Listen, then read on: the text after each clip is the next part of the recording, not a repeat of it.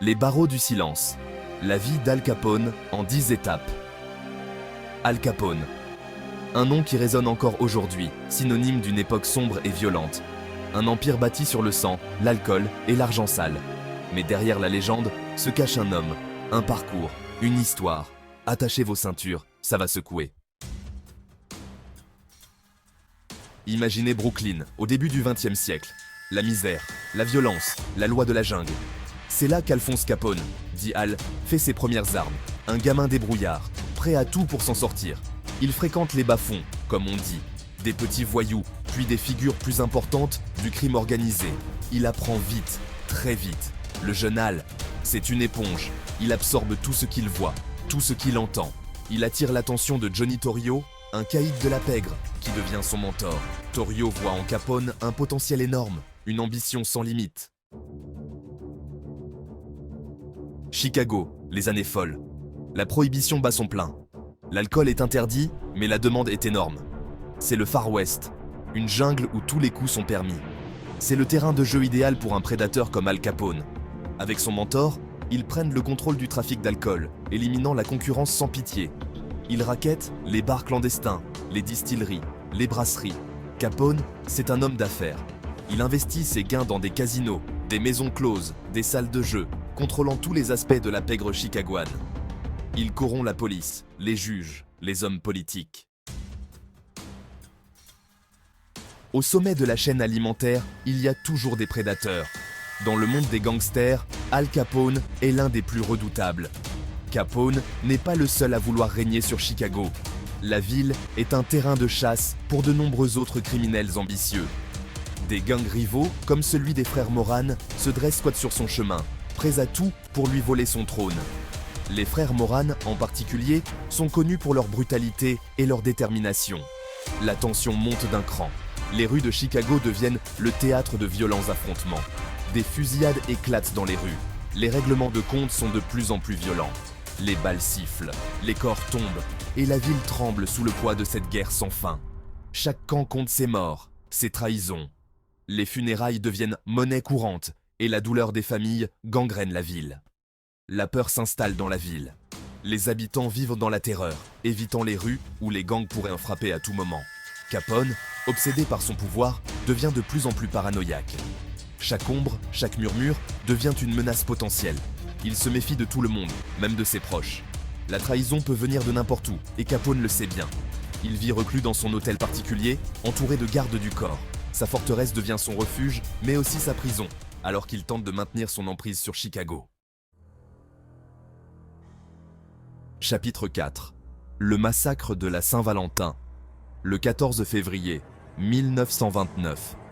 Le jour de la Saint-Valentin, un jour censé célébrer l'amour.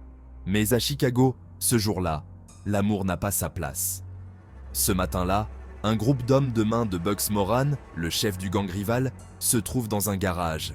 Ils pensent faire affaire, recevoir une livraison d'alcool de contrebande.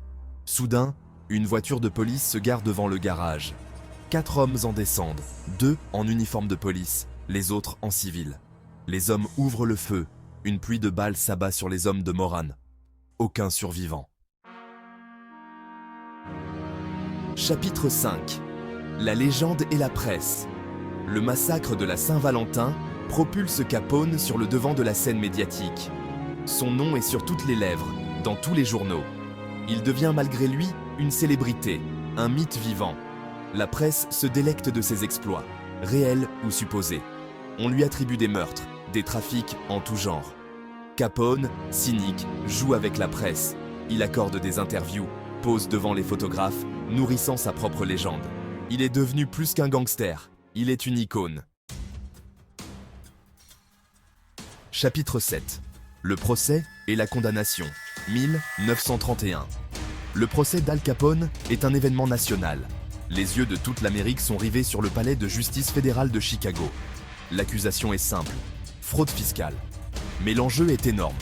Le procès est un véritable bras de fer entre l'accusation, menée avec vigueur par Frank Wilson, et la défense, composée des meilleurs avocats que l'argent puisse payer. Les témoignages se succèdent, les preuves s'accumulent. Enfin, le verdict tombe, coupable. Al Capone est condamné à 11 ans de prison et à une amende record. Oubliez les palaces, les costumes sur mesure et les cigares cubains. Al Capone, autrefois le roi incontesté du crime à Chicago, vivait une vie de luxe et de pouvoir. Mais tout cela allait changer. Capone est envoyé à Atlanta, puis transféré à Alcatraz, la prison la plus sécurisée des États-Unis. Connu pour son intransigeance et sa capacité à échapper à la justice, il se retrouve maintenant dans un endroit où aucune évasion n'est possible. Alcatraz, surnommé The Rock, est une forteresse isolée au milieu de la baie de San Francisco. Ses murs épais et ses gardiens vigilants en font un lieu impénétrable. Le roi déchu est désormais un prisonnier parmi d'autres, un matricule dans la masse carcérale. Il n'est plus qu'un numéro parmi tant d'autres, perdant son identité et son pouvoir. La vie à Alcatraz est impitoyable. Les prisonniers sont soumis à une routine stricte et à des règles sévères. Le quotidien est rude. Isolement, travail forcé, discipline de fer. Chaque jour est une lutte pour la survie. Le quotidien est rude. Isolement, travail forcé, discipline de fer. Les détenus passent leur journée à accomplir des tâches ardues, sous la surveillance constante des gardiens. Capone tente de garder la tête haute, d'imposer son autorité sur les autres détenus. Mais même ici, son influence est limitée. Les autres prisonniers ne sont pas impressionnés par son passé glorieux. Il essaie de maintenir une certaine forme de respect, mais la réalité de sa situation le rattrape. Il n'est plus le maître de Chicago, juste un gangster déchu. Mais la réalité le rattrape. Les jours passent, et la dureté de la vie carcérale commence à peser lourdement sur lui. Il n'est plus le maître de Chicago, juste un gangster déchu, rongé par la maladie et la solitude. Il n'est plus le maître de Chicago, juste un gangster déchu, rongé par la maladie et la solitude. La syphilis, contractée des années auparavant, le ronge de l'intérieur. Ses jours de gloire sont loin derrière lui, rongé par la maladie et la solitude. La syphilis, contractée des années auparavant, le ronge de l'intérieur. Sa santé se détériore rapidement et il devient de plus en plus faible. Sa santé mentale se détériore, il est sujet à des crises de démence. Les médecins de la prison tentent de le soigner, mais les traitements sont inefficaces.